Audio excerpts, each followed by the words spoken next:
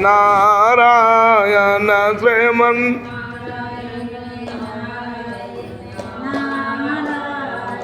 श्रीमन्नारायण नारायण नारायण श्रीमन्नारायण। प्रेम से बोलिए कृष्ण भगवान की। किं तद ब्रह्मा किमाध्यात्म किं कर्म पुरुषोक्तमम् आदिभूतं च किं प्रोक्तम अधिदेवम् किमुच्यते। अर्जुन पूछते हैं कि हे पुरुषोत्तम, वह ब्रह्म क्या है, अध्यात्म योग क्या है जिसको आपने कहा है, वह कर्म क्या है, अधिभूत क्या है, अधिदेव किसे कहते हैं, इस देह में अधियज्ञ कौन है, इस शरीर में कैसे स्थित हुआ, हम मरने के समय आत्मज्ञानी मनुष्य आपको कैसे जान पाता है। भगवान उवाच अक्षरम ब्रह्म परम स्वभावो अध्यात्म मुच्यते भूत भावो उद्भत करो विसर्ग कर्म संचते। जो अविनाशी है वह ब्रह्म है और जो जीव है वह अध्यात्म है। संपूर्ण प्राणियों की उत्पत्ति करने वाली जो द्रव्य त्याग है वही कर्म है। जो नस्मान शरीर आदि पदार्थ है वे अधिभूत है। इंद्रियों का अधिष्ठाता देवताओं का अधिपति जो पुरुष है वह अधिदेवत है। और मेरा हे नरोत्तम, इस देह में अधियज्ञ मैं ही हूँ। अंतकाले चा मामेवं स्मरण मुक्त्वा कर कलेवरम यह प्रयाति सद्मद्भावे याति नास्ता संशया। जो अंत समय में मुझे याद करता हुआ देह त्याग करता है और मेरे में लीन हो जाता है, इसमें संशय नहीं है। अंत समय शरीर छोड़ने के समय में जिस चीज की कामना करके जीवात्मा छोड़ता है शरीर, उसको उसी में जन्म लेना पड़ता है। यंग यंग वापी स्मरण भावे तदजन्ते कलेवरम तंग तमेवेति कौन्तेय सदा तद्भाव भावति। हे कौन्तेय, अंत समय में जिस भाव का स्मरण करते हुए मनुष्य देह को त्यागता है उस भाव को ही प्राप्त होता है। इसलिए तो सब समय मेरा स्मरण करता हुआ युद्ध करो। इस प्रकार मुझ में मन और बुद्धि लगाने से तो निश्चय ही मुझको प्राप्त करोगे।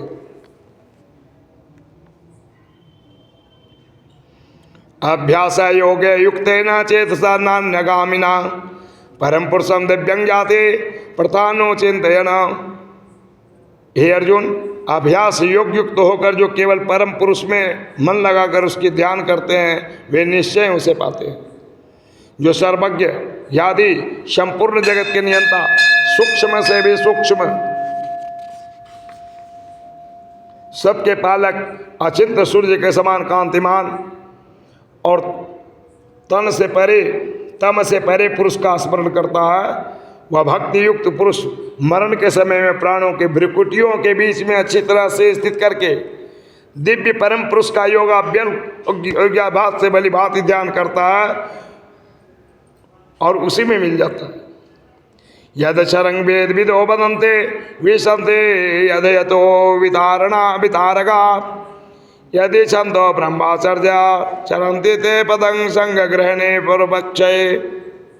हे अर्जुन, वेद के विधान जिसे नाश रहित कहते हैं, राग द्वेष रहित संयमी जिसमें प्रवेश करते हैं, जिसको जानने की इच्छा में ब्रह्मचर्य का पालन करते हैं, वे अनिवर्चनीय पद का संक्षिप्त वर्णन मैं तुमसे करूंगा।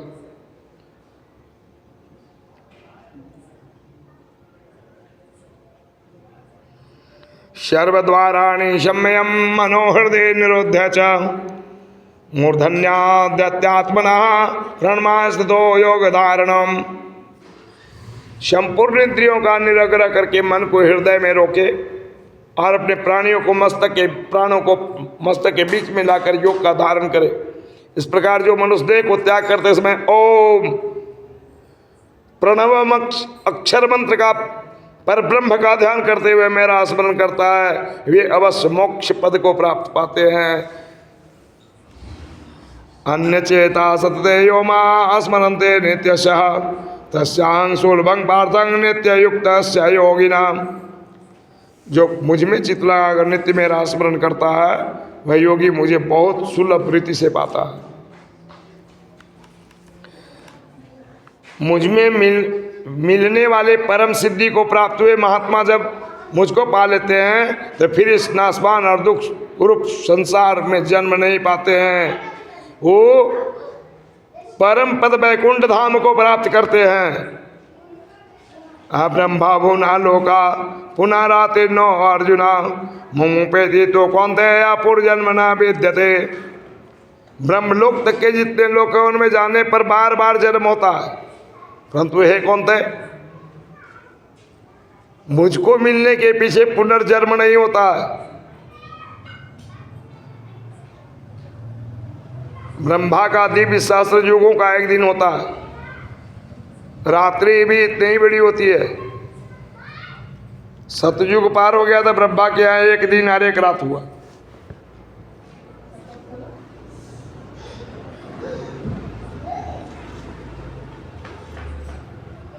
जो इस शब्द को जान लेता है वह सारे तत्व को जान लेते हैं।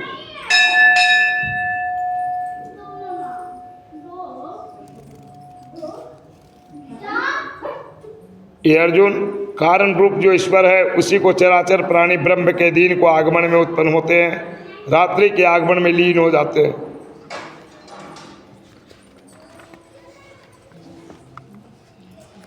मैं बताऊंगा कि मनुष्य की आयु मात्र 7 दिन है, आगे बताऊंगा। प्राणियों का यह समुदाय परवश होकर दिन में बार बार उत्पन्न होकर रात्रि में लीन हो जाता है और दिन के आगमन में उत्पन्न होता है। परस्तमातो भावो अन्यो व्यक्तो यथा सनातना यह सर्वेषु भूतेषु न संतो न विनश्यते। चराचर प्राणियों का कारण जो व्यक्त है उसका भी एक और अव्यक्त है, वह अनादि है। संपूर्ण प्राणियों के नष्ट होने पर भी अनादि शक्ति कभी नष्ट नहीं होती है। जो अव्यक्त अविनाशी कहा गया उसी को परम गति कहते हैं, जिसको पाकर लोग फिर संसार में नहीं आते हुए मेरा परम परम परम धाम है। पुरुषा सा परम पार्थं भक्ता लभस्ता तन्मन्नया अशांत स्थानी भूतानी ये न सर्वमिदं ततम्। जिसके भीतर चराचर प्राणी रहते हैं, जिसे संपूर्ण संसार व्याप्त है, वह पुरुष अन्य भक्ति से प्राप्त होता है। जिस काल में योगी जन देह छोड़कर फिर नहीं आते हैं, जिस काल में शरीर त्याग करके गए हुए मनुष्य फिर नहीं आते हैं, अब उस काल का वर्णन करता हूँ, सुनो। अग्निज्योतिः शुक्ल सन्मासा उत्तरायणम तत्र प्रयाता गच्छन्ते ब्रह्माविदो जना। हे अर्जुन, अग्नि ज्योतिर के दिन शुक्ल पक्ष और उत्तरायण के समय 6 महीने में जो ब्रह्मज्ञानी प्रयाण करते हुए फिर मर करके नहीं आते हैं, उनको 84 का पहाड़ा फिर नहीं पड़ना पड़ता। धूम रात्रि कृष्ण पक्ष दक्षिणायन इच्छा मास, इनमें जो जोगी प्रयाण करते हैं वे चंद्रलोक में जाकर फिर संसार में आते हैं। शुक्ल कृष्ण गति होते जगता शाश्वत मते एक आयातन वृत्त्या यन्मन्या वर्तते पुनः। शुक्ल पक्ष और कृष्ण पक्ष ये दोनों योगियों को जाने आने का सनातन मार्ग है। जो शुक्ल मार्ग से जाते हुए फिर संसार में नहीं आते हैं, तथा दूसरे कृष्ण मार्ग से गए हुए पुनः वापस आते हैं।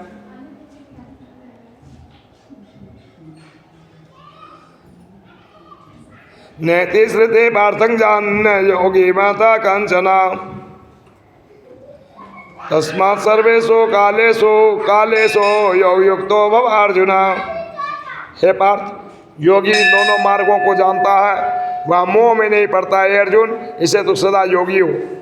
जो मैंने तत्व बताया उसे जानकर योगी वेद यज्ञ तप दान आदि द्वारा जो फल प्राप्त करते हैं, इससे अधिक फल पाता है और उत्तम पद को प्राप्त करता है, जो मेरी बताए हुए रास्ते पर चलता है। एक जगह इसी तरह से जैसे आप लोग यहाँ धर्म सभा में बैठे हुए हैं, कथा सुन रहे हैं, एक जगह कथा हो रही थी। व्यास जी बोल दिए कि सारे व्यक्तियों को 7 दिन में मर जाना है। अब छोटा सा बच्चा गया घर में जाके बोला कि माँ 7 दिन के बाद में सबके मर जाना है।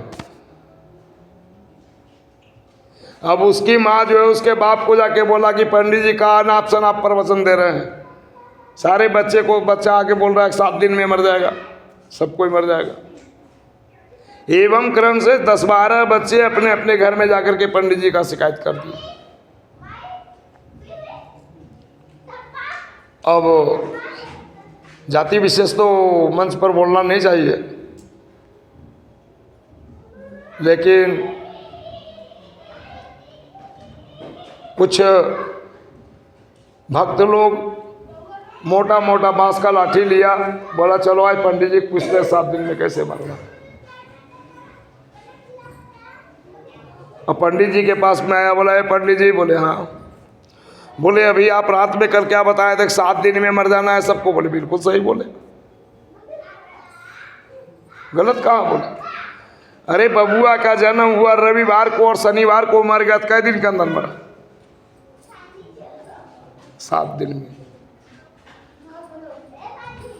तो यह 7 दिन की जिंदगी है, इसको भी हंसते खेलते हुए भगवान का भजन करते हुए बिताना चाहिए।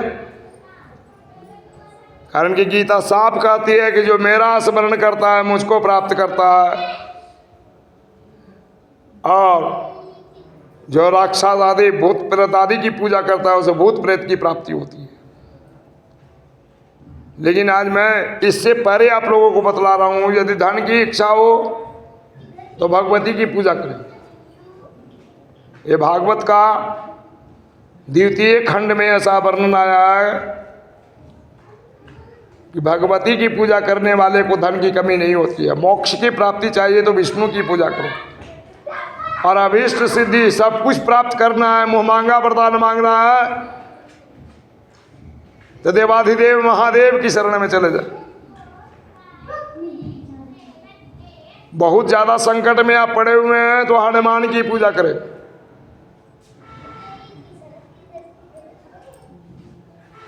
और यदि बहुत ज्यादा रोग ग्रसित हैं, वैसे परिस्थिति में जगदम्बा और शिव दोनों की पूजा करें।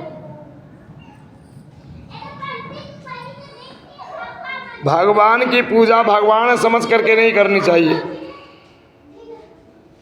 भगवान की पूजा माता पिता बंधु भाई की तरह करनी चाहिए।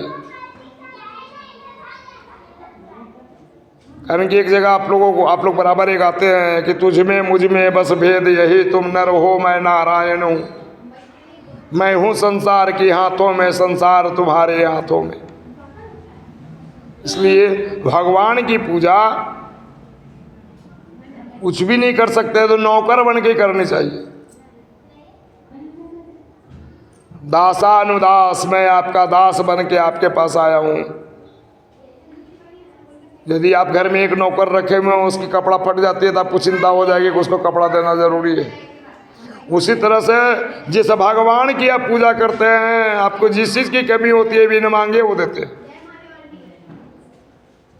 मांगने का मतलब है सीमित में बंध जाना, सीमा में बंध जाना कि हमको 5 रुपया दीजिए।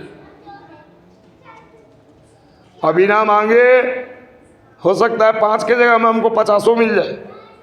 इसलिए मांगने याचना भगवान के पास नहीं करनी चाहिए। भगवान के पास कहना चाहिए कि मेरे पास किस चीज़ की कमी है, ये तो आप देख रहे हैं ना।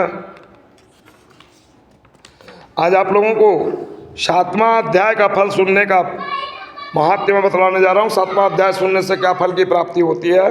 समय के अनुसार समय बहुत कम है मेरे पास, इसलिए इसको कह करके और आज की कथा को विराम करूँगा।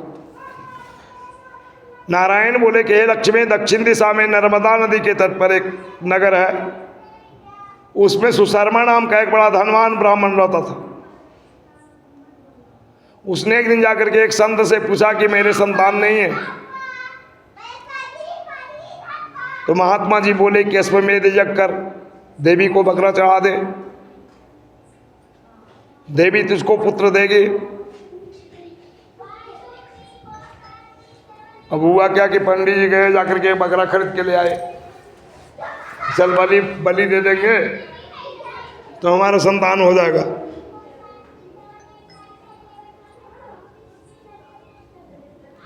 अब होता क्या है कि बकरे को ला करके बाजार से लाया गया, उसको नहाया गया, धुलाया गया, मेवा मिष्ठान साग पात बहुत तरह का भोजन उसको कराया गया। और जैसा ही मारने के लिए खड़ग फरसा उठाया गया तैसे ही बकरा हंसने लगा। पंडित जी पूछे कि क्यों हंस रहे हो? बकरा बोला कि क्या कहे पंडित जी, पहला जन्म में हमारा भी बाल बच्चा नहीं था और एक पंडित जी मुझको भी अश्वमेध यज्ञ करने के लिए कहे थे।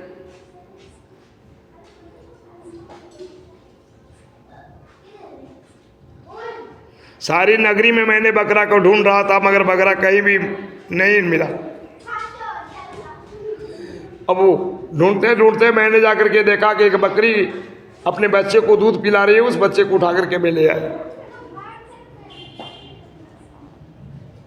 और उसके मालिक को उसका उचित दाम भी दे दिया।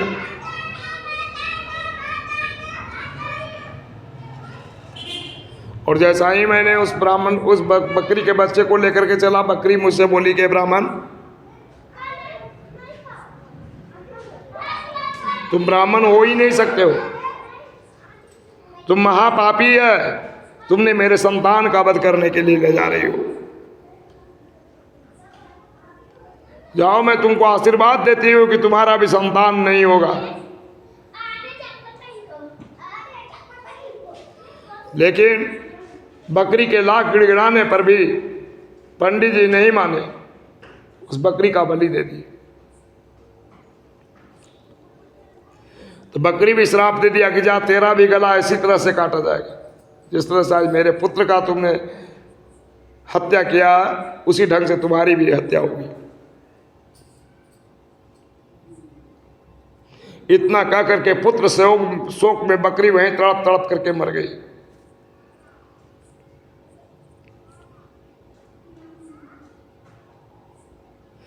अब कुछ दिन के बाद जब समय आ गया तो पंडित जी को भी जमदूत लोग मारते पीटते लेते चले गए। और कहाँ ले जाते? जमराज के पास। बिना सोचे समझे धर्मराज जो कह दिए कि जाओ इस पंडित जी को उठा करके नरक में डाल दो, यह बड़ा पापी है। और नरक की जब जोनी खत्म हुई तो इनको मानर की जोनी मिली। वह बंदर को एक बाजीगर मतलब जो खेल दिखाता है, नचाता है, इंग्लिश में उसको मैजिशियन भी बोला जा सकता है।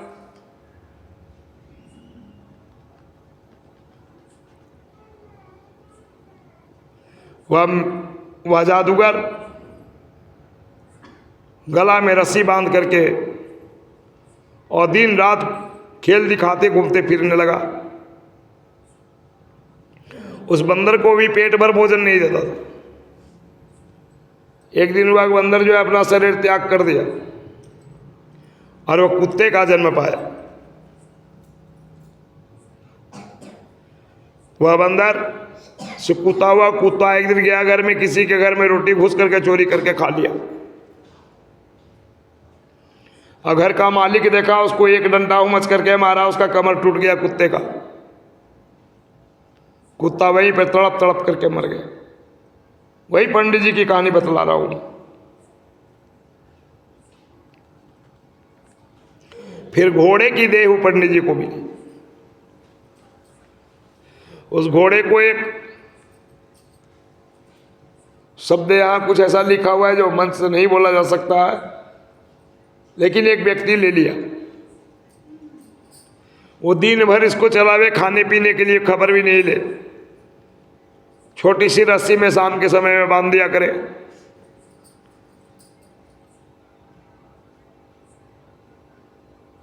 वो ऐसा बांधता था कि घोड़ा अपना शरीर पर बैठा हुआ मक्खी घास मच्छर को भी नहीं भगा पा रहा था।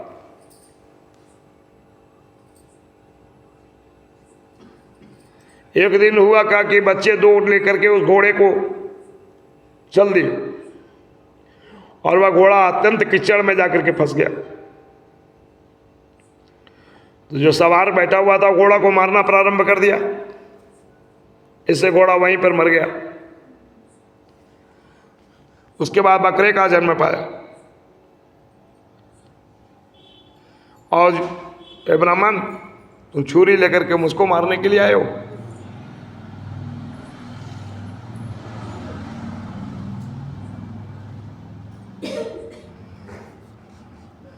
तो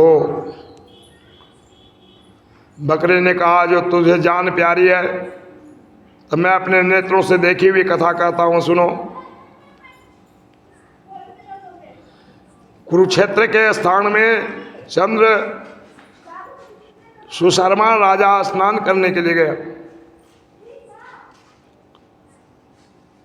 उसने ब्राह्मण से पूछा कि ग्रहण के काल में कौन सा दान करूं? उसने कहा, राजन, काले पुरुष का दान करो। काला पुरुष का दान करने वाला व्यक्ति कभी यमराज के घर में नहीं जाता है। तो राजा ने क्या किया कि लोहे का एक काला पुरुष बनवाया, उसकी आंख में लाल जड़वाए, सोने का आभूषण तैयार करवाया। वह काला पुरुष ठहाका मार करके हंसने लगा। राजा डर गया कि कोई अवगुण है जो लोहे का पुरुष हंस रहा है। तब राजा ने उसे दान किया। काली पुरुष ने ब्राह्मण से कहा, हे ब्राह्मण, तू मुझे लेगा? तो ब्राह्मण ने कहा, मैंने तेरे सलीके कई दान लेके पचा चुके हैं। काला पुरुष ने कहा, तो मुझको यह कारण बता जिस कारण से तू अनेक दान पचाए हुए हैं। तो ब्राह्मण ने कहा, जो मेरे गुण में मेरे में है सो मैं यही जानता हूं। तो वह काला पुरुष फट गया। इसमें कालिका की मूर्ति आई। कालिका माने काली माता। तब विप्र ने श्री गीता जी के 8वें अध्याय का पाठ किया। उस कालिका की मूर्ति ने सुना, देश पलटे, जल के अंजरी भर करके उस विप्र ने मूर्ति पर जल छिड़का। जल के छिड़कने से तत्काल उसकी देह पलट गई। वह देव पाई। वह विमान पर बैठ करके बैकुंठ को चले गई।